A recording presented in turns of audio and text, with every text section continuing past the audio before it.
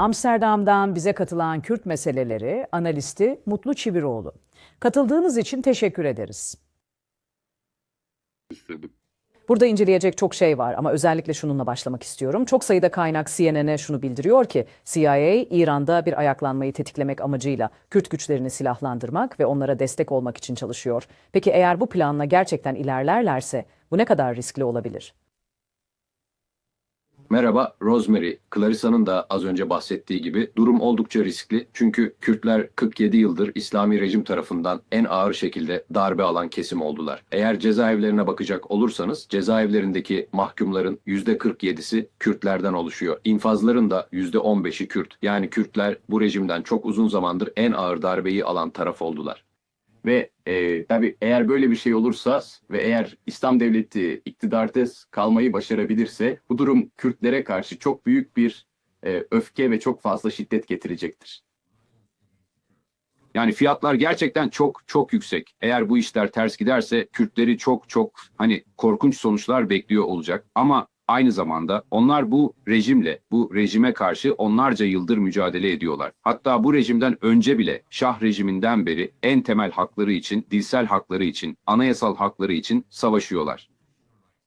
Kürtler için bu bir hayatta kalma mücadelesi. Bu bir varoluş meselesi. Evet, bunun sonuçları gerçekten çok çok ağır. Onlar düşünüyorlar ancak aynı zamanda bunu büyük bir fırsat olarak görüyorlar. Sizin CNN'de haberleştirdiğiniz şeyi birçok insan bir daha ele geçmeyebilecek altın bir fırsat olarak değerlendiriyor.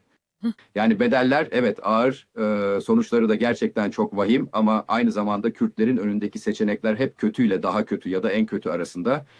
Bu yüzden sanırım askeri liderlik hazır. İttifaklarını 2 hafta önce kurdular. İran'daki Kürt halkı kendi sinyallerini bekliyor. Bu yüzden çok kritik bir dönem ama aynı zamanda onların oluşturduğu bu birlik hem Kürt halkı için hem de rejim için Kürtlerin birleştiğinin açık bir göstergesidir. Evet, yani İranlı Kürt grupların Irak-İran sınırı boyunca faaliyet gösteren binlerce askeri var ve bu gruplardan bazıları yakın zamanda bir eylem sinyali veriyor. Biliyoruz ki Başkan Trump'ın pazar günü Kürt liderleri aradığı bildirildi. ABD ve Kürtlerin potansiyel olarak nasıl işbirliği yapabileceğini görüşmek üzere. Ancak şimdi öğreniyoruz ki Irak'ın Özerk Kürdistan Bölgesi Başkanı ve İran Dışişleri Bakanı çarşamba günü yaptıkları bir telefon görüşmesinde işbirliği sözü vermişler. Bu bilgi İran'dan geliyor. Ayrıca da çeşitli diğer Kürt liderleriyle de benzer taahhütlerde bulunulmuş. Peki siz bu durumu nasıl değerlendiriyorsunuz? Öncelikle Irak Kürdistan bölgesi şu anda oldukça hassas bir durumda bulunuyor. Zaten uzun bir süredir hem Süleymaniye hem de Erbil bölgelerinde İranlı Kürt peşmergelerin ailelerine ev sahipliği yapıyorlar.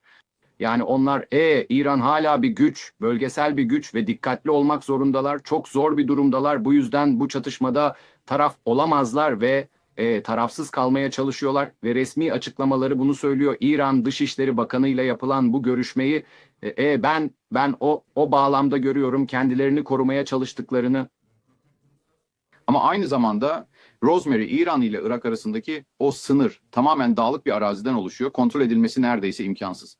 Kürtler, Kürt peşmergeler yıllardır iki tarafı da geçiyorlar. Bu yüzden Kürdistan bölgesel yönetiminin kontrol edebileceği hiçbir şey yok. Yani bu sabah konuştuğum bazı kaynaklara göre bile savaşçılar resmi Irak'tan resmi İran'a veya tam tersi yönde geçiş yapıyorlar. Yani kimse o bölgeleri kontrol altına alamıyor. Yani ve özellikle örneğin peşmerge savaşçıları onlar İran'ın içindeydiler dağlarda binlerce savaşçıyla. Yani Irak Kürdistan bölgesel yönetiminin bu konuda yapabileceği pek bir şey yok. Ama aynı zamanda kendi konumlarını çok net bir şekilde ortaya koyuyorlar. Bu işin bir parçası olmak, vurulmak veya hedef alınmak istemediklerini açıkça belirtiyorlar. Ancak İranlı Kürt siyasi partileri ki çoğu bu İran rejiminden dolayı sürgünde yaşamak zorunda kalmış, savaşçıları mücadele ediyor. Ailelerinin çoğu ya hapiste tutuluyor ya da idam edilmiş durumda. Yani bu onlar için tekrar çok ama çok önemli. Kürtler bu konuya kendi bakış açılarından yaklaşıyorlar. Yani bu İslam rejimi onları terörize etmekteydi. İslam rejimi onları bastırıyor. Yine İran'daki hapishanelerin %47'si Kürtlerden oluşuyor. İşte Kürtler nüfusun sadece %15 ila %17'sini oluşturuyor birçoklarına göre. Bazıları %10, bazıları %20 diyor nüfusun. Kürtlerin bu rejimden ne kadar ağır etkilendiğini görebilirsiniz. Yani kolay değil. Kürdistan bölgesel yönetiminin kontrol etmesi zor ve onları suçlamak da kolay. Yapabilecekleri hiçbir şey yok. Sınır, gerilla hareketi için, peşmerge hareketi için çok uygun ve kimse kontrol edemez. Mutlu Civiroglu, bize katıldığınız için çok teşekkür ederiz. Analizinizi takdir ediyoruz.